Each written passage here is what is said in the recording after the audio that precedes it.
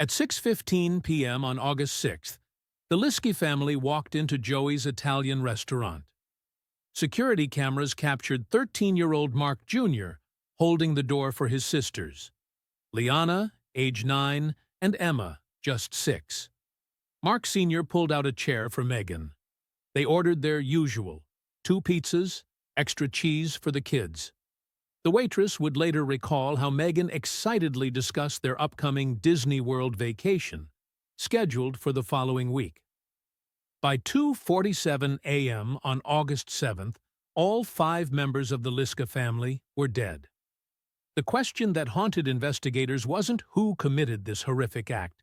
They knew it was Mark Liske Sr. The question was why? Why would a corrections officer with 16 years of service, a man known for coaching his son's baseball team and never missing his daughter's dance recitals, methodically end his entire family's life? The truth lay buried in a stack of unopened envelopes hidden in Mark's desk drawer, in encrypted emails that would take weeks to access, and in a series of carefully planned final messages, all revealing a man who believed death was better than facing the collapse of his carefully constructed world. This is the story of the Liske family, a story about the weight of appearances, the pressure of expectations, and the devastating consequences of secrets kept too long. Through police records, family interviews, and never-before-seen evidence, we'll show you how a family's last supper at a local pizza place became their final meal, and how a community learned that sometimes the people we think we know best are the ones we don't know at all. The events you're about to hear are real.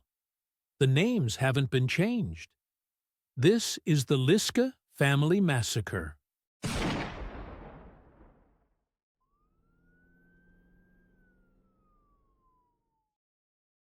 2015 Christmas cards from the Liske family showed them wearing matching red sweaters. Mark, Megan, and their 3 children stood in front of their decorated Tudor home, a picture that found its way to hundreds of mantles across Sinking Spring. "Wishing you joy," the cards read. No one could have known it would be their last holiday season together. Mark Liske started at Berks County Corrections in 2000.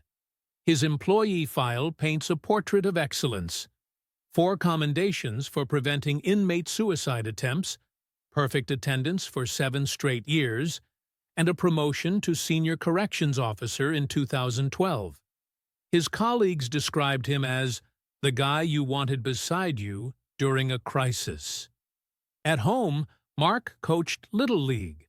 Every Tuesday and Thursday, he'd be on Field 3 at Wilson Memorial Park, teaching 13-year-olds how to perfect their swing. "Coach Mark made my son believe in himself," says Patricia Weber, whose boy played on Mark Jr.'s team. "He never raised his voice, never lost his patience." Megan Liske transformed their home into the neighborhood's gathering spot. Every Friday, she hosted what the local mothers called Pizza and Problems, where kids would play in the basement while mothers shared their week's trials over homemade pizza. Sarah Thompson, who lived 3 doors down, remembers, "Megan had this way of making everyone feel heard. She kept Post-it notes of everyone's prayer requests on her fridge." Their children seemed to excel at everything they touched. Mark Jr. maintained straight A's while captaining his baseball team. His science project on renewable energy won first place at the county fair. Teachers still keep his work posted in their classrooms. 9-year-old Liana danced with the Reading Ballet Company. Her role as a mouse in the Nutcracker earned a standing ovation. Her ballet shoes still hang in the studio's memorial display.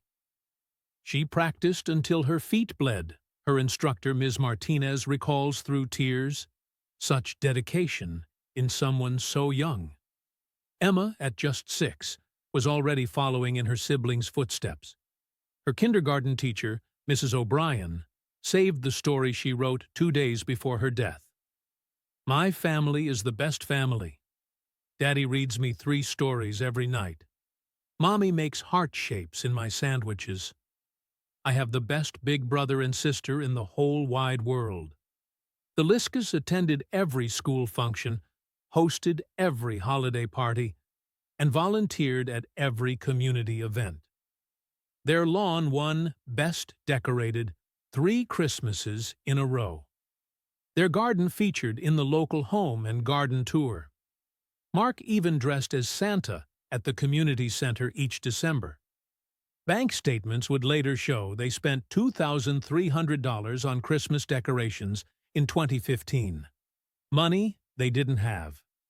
The perfect facade required constant maintenance, and the cost was mounting. Carol Wheeler, their next-door neighbor for 13 years, still struggles to reconcile her memories with what happened. I looked out my kitchen window every morning and saw them. Megan tending her roses. Mark washing the car every Sunday. The kids playing in the sprinkler. How do you go from that to this? We all thought we knew them. We all thought we knew Mark. But on August 6, 2016, Mark Liske would prove that sometimes the people who seem the most perfect are the ones carrying the heaviest burdens, and sometimes those burdens become too heavy to bear. April 15, 2016. Mark Liske sits in his parked car outside Berks County Federal Credit Union for 47 minutes. Security footage shows him repeatedly wiping his face, clutching an envelope. Inside that envelope was a mortgage statement showing 3 missed payments, a secret he'd keep from Megan for the next 4 months. The first red flag appeared in January 2016. Mark's co-worker, Officer Thomas Reed, reported something unusual. Mark started bringing plain white bread sandwiches for lunch. When I asked about his usual packed lunches from Megan, he said she was too busy. But I saw him in the break room, hands shaking, counting coins from a jar. Financial records paint a devastating timeline. December 2015, $89,000 in credit card debt. March 2016, $126,000. By July, $147,000 spread across 7 cards. Mark had opened 3 cards in Megan's name, forging her signature with perfect precision. The same precision he used to intercept mail, creating a P.O. box where bills and notices disappeared. Detective Morrison discovered Mark's elaborate system for hiding their financial collapse. He created fake bank statements on his work computer, she explains. Every month he'd print them, replacing the real ones before Megan could see them. The attention to detail was extraordinary, right down to matching fonts and watermarks. Mark's search history revealed his deteriorating mental state. January 12th, how to fix credit score quickly. February 28th, loans for people with bad credit. March 15th, life insurance policy payout for suicide. April 22nd, painless ways to die. Dr. Michael Foster, the prison's staff psychologist, noticed changes in Mark's behavior during mandatory quarterly evaluations. His notes from May 2016 read, "Subject shows signs of acute anxiety. Hands trembling. Dark circles under eyes. When asked about home life, subject became agitated. Changed topic." The Liskes' master bedroom held more secrets. Behind the dresser, investigators found a shoebox containing 19 unpaid bills, 11 foreclosure warnings, and 6 collection notices. A post-it note on top read in Mark's handwriting, "Figure this out. They can't know." June 2016. Mark starts arriving at work 2 hours early. Security cameras show him in the parking lot, making phone calls. Cell records reveal these calls were to debt consolidation companies, payday loan services, and finally, on July 21st, to a life insurance verification hotline. Their family pharmacy records showed another hidden story. Mark had been prescribed Zoloft for depression in March, but never filled it. The pharmacist remembers him saying, "Real men don't take pills." Instead, receipts show increasing purchases of sleep aids and energy drinks. By July, the facade was cracking. Mark Jr.'s baseball uniform payment bounced. Liana's ballet tuition was 2 months behind. The family's grocery shopping shifted from Whole Foods to dollar stores. But Megan, busy with her dental hygienist career and 3 kids, didn't notice the subtle changes. A canceled check found in Mark's desk revealed perhaps the most heartbreaking detail. On August 1st, he'd written a $75 check for Emma's school pictures. On the memo line, he wrote, "Last ones." The check never made it to the school. Mark's final work evaluation, dated August 4th, 2 days before the tragedy, included a note from his supervisor. Officer Liske appears distracted. Recommended for administrative leave pending psychological evaluation. The evaluation was scheduled for August 8th, a Monday that would never come. In the most chilling discovery, investigators found a notepad by Mark's bed. The last page, dated August 5th, contained a simple list. Cancel Disney World. Impossible. Tell Megan the truth. Impossible. Watch them suffer. Impossible. Fix this. Impossible. The next morning, the Liskes would have their final family breakfast. Megan posted a photo on Facebook. Chocolate chip pancakes, the kids' favorite. The caption read, "Perfect Saturday morning with my perfect family." It was posted at 9:47 a.m.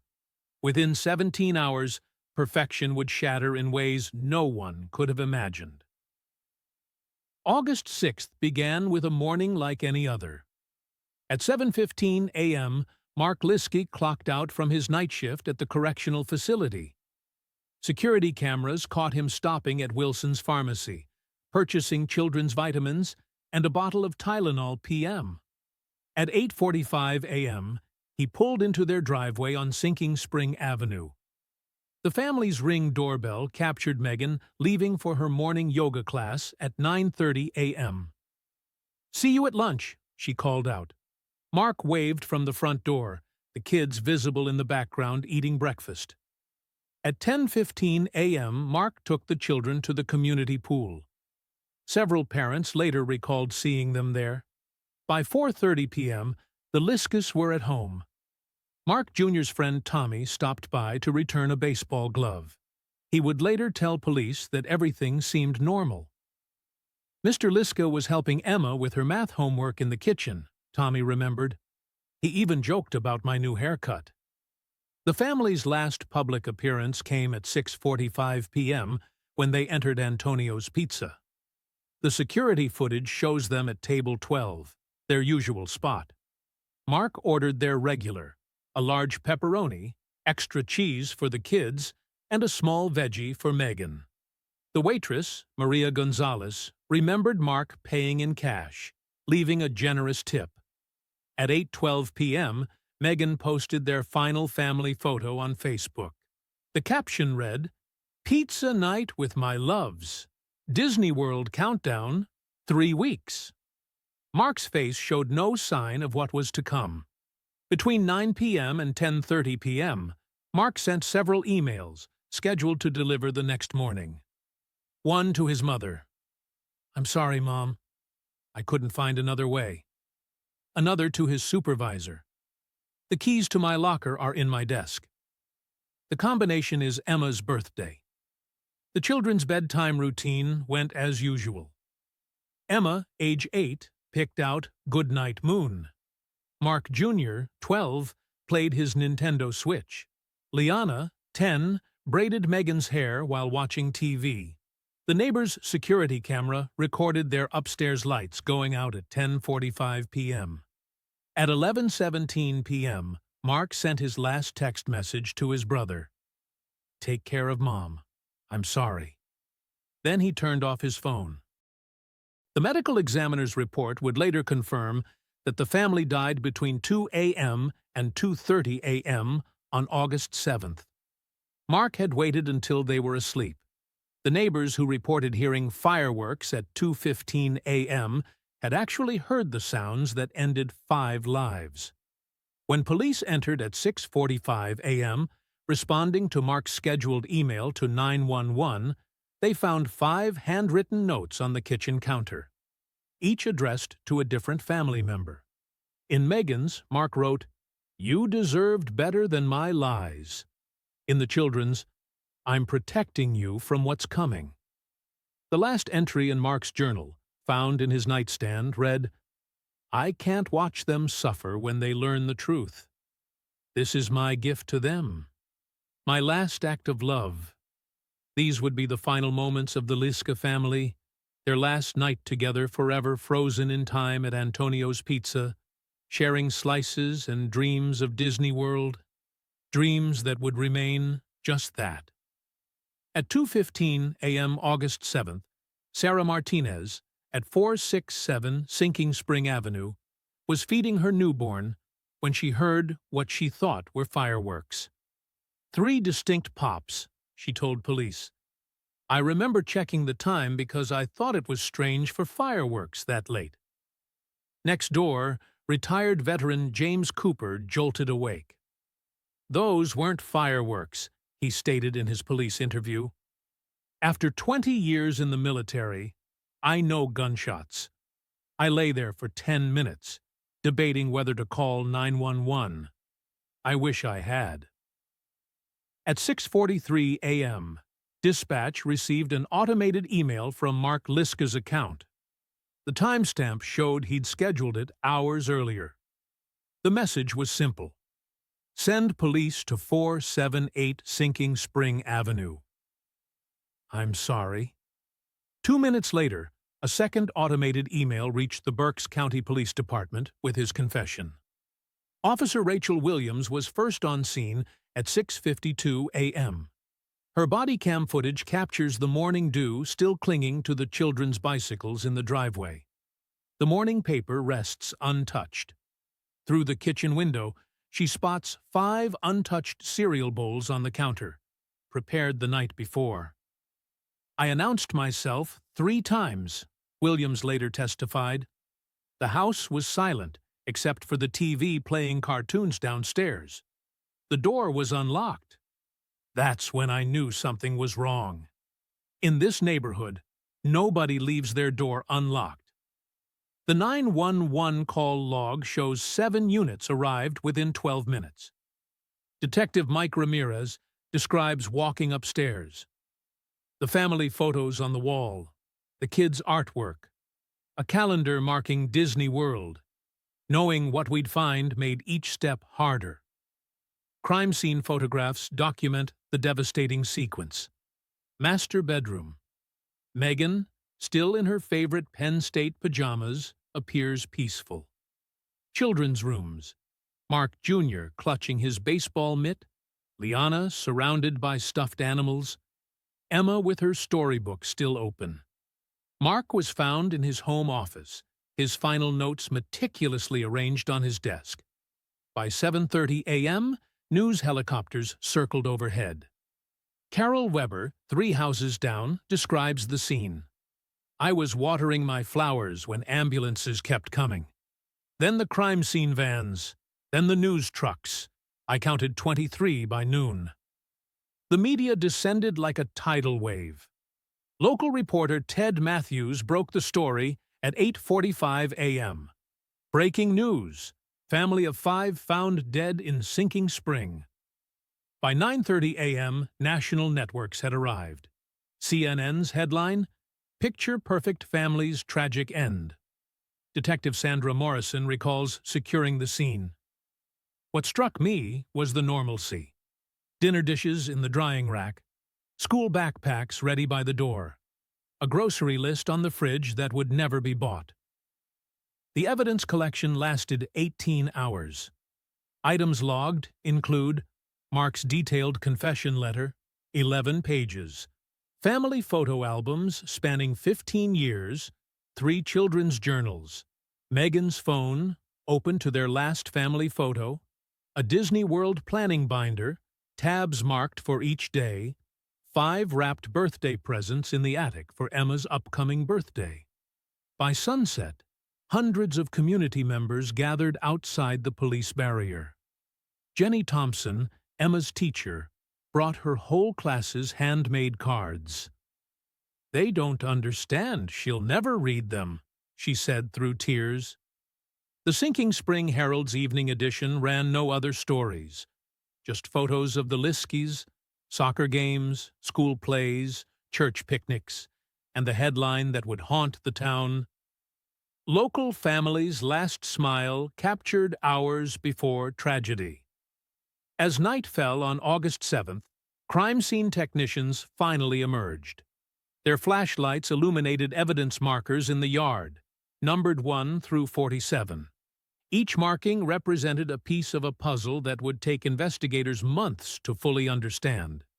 The last person to leave the scene was Officer Williams, who'd been first to arrive. Before sealing the door, she noted in her report, "Turned off the TV, still playing cartoons." Time 11:42 p.m. Case number 2016-847. The silence now is deafening. The investigation into the Liske family tragedy took investigators through 847 pages of financial documents, 1,342 emails, and 6 personal devices. What emerged was a picture of a man who spent 2 years orchestrating an elaborate financial facade while mentally unraveling. By September 2016, forensic accountants uncovered the full scope of Mark's deception. The family's debt totaled $612,473, hidden across 13 credit cards, 4 personal loans, and 2 mortgages. Bank records showed Mark had been moving money between accounts daily, playing a financial shell game to maintain appearances. Mark created an impossible mathematical equation, explained FBI financial analyst Robert Chen. He used new credit cards to pay old ones, took loans to cover cards, all while maintaining their lifestyle. It was like watching someone build a house of cards in a hurricane. Dr. Patricia Walker, leading forensic psychiatrist, reviewed Mark's journals and medical records. Her assessment was stark. "We see classic signs of major depressive disorder, complicated by severe anxiety. His writings show a man who genuinely believed his family would rather die than face financial ruin. This distorted thinking is textbook depression-induced psychosis." Mark's final psychological evaluation at the prison, just 3 days before the tragedy, raised red flags. His supervisor noted, "Officer Liske showed signs of acute distress, but refused counseling, stating, 'I'll handle it myself.'" This represents a critical missed opportunity for intervention. The memorial service on August 15th brought 3,000 people to St. John's Lutheran Church. The line stretched 6 blocks. Inside, 5 white caskets laid side by side, covered in children's artwork and letters from classmates. Megan's dental office closed for a week. The prison where Mark worked established mandatory monthly counseling sessions. Principal Sarah Martinez of Sinking Spring Elementary, where all 3 children attended, recalls the first day back. "We had 3 empty desks we couldn't move. Children left notes on them for weeks. Eventually, we created the Liske Memorial Garden, where those classrooms overlooked. The community's response transformed grief into action. The Liske Memorial Scholarship Fund, established by Megan's dental colleagues, has since provided $250,000 in educational support to children of first responders. Mark's fellow corrections officers created a suicide prevention program, now mandatory in Pennsylvania's prison system. Berks County revolutionized its approach to mental health. The new Signs of Crisis program trains bank workers, teachers, and community leaders to recognize financial distress and mental health red flags. Since its implementation, the program has intervened in 47 cases of severe family crisis. Local banks partnered with mental health providers to offer free financial counseling. If Mark had access to these resources, says Dr. Walker, this tragedy might have been prevented. Shame about money problems is literally killing people. The Liske home stood empty for 2 years before the community purchased it, transforming it into the Liske Center for Family Crisis Prevention. Inside, free counseling services operate 24/7. The children's bedrooms are now therapy spaces where other families find hope. Today, the Liske Memorial Garden blooms with 5 white rose bushes. Students tend them during recess. The garden bench bears a plaque with words from Megan's last Facebook post. Love your family today. Tomorrow isn't promised. Detective Morrison, who led the investigation, still visits the garden. This case changed how we view family tragedy, she reflects. We learned that sometimes the loudest cries for help are silent. The Liskes taught us that perfect-looking families can hide perfect storms. In the end, the Liske tragedy rewrote crisis response protocols across Pennsylvania. Their story, though devastating, created a legacy of hope and help for other families in crisis. As one crisis counselor put it, 5 lives were lost, but thousands more might be saved because we finally learned to look behind closed doors and perfect smiles. The last entry in Emma's school journal found during the investigation reads, "My daddy says we're the luckiest family in the world." The tragic irony of those words continues to drive change in Sinking Spring and beyond. Looking back, the warning signs appear like fragments of a shattered mirror. Each piece, on its own, seemed manageable. A missed payment, a skipped lunch, a canceled family outing. But when pieced together, they form a reflection of a man silently drowning in despair. FBI behavioral analyst Dr. James Wilson explains, family annihilators like Mark Liske often share common traits: deep shame, perceived failure as a provider, and a distorted belief that death is protective. They don't see murder, they see mercy. This warped logic is what makes these cases so devastating. Mark's final letter reveals this twisted reasoning. They'll thank me for saving them from shame. This way, they'll be remembered as the perfect family they were, not for what my failures would have made them become. Dr. Sarah Chen, leading researcher on family annihilation cases, points out, the tragic irony is that help was available. 3 blocks from their home, the Community Crisis Center offered free financial counseling. Mark drove past it every day to work. The numbers are sobering. Every year, approximately 1,000 families face similar financial crises in Berks County alone. But since the Liske tragedy, new protocols have created lifelines. The Ask Twice program trains community members to dig deeper when someone says they're fine. Crisis hotline operator Lisa Martinez shares, "We now ask about financial stress in every call. The Liskes taught us that mental health and financial health are intertwined. When someone can't feed their family, their brain chemistry changes." Today, resources are more accessible than ever. 24/7 financial crisis. Hotline, anonymous online counseling, emergency family shelter programs, debt restructuring services, family therapy scholarships. The Liske family's legacy lives on in unexpected ways. Their story is now part of police training. Banks have suicide prevention protocols. Schools watch for signs of family financial stress in children's behavior. But perhaps their most powerful legacy is permission to be imperfect. As Megan's sister told mourners, if Mark had just shared his struggles, he would have discovered what we all know now. Nobody expects perfection. We just want you alive. The Liske children's empty desks at Sinking Spring Elementary were finally moved last year.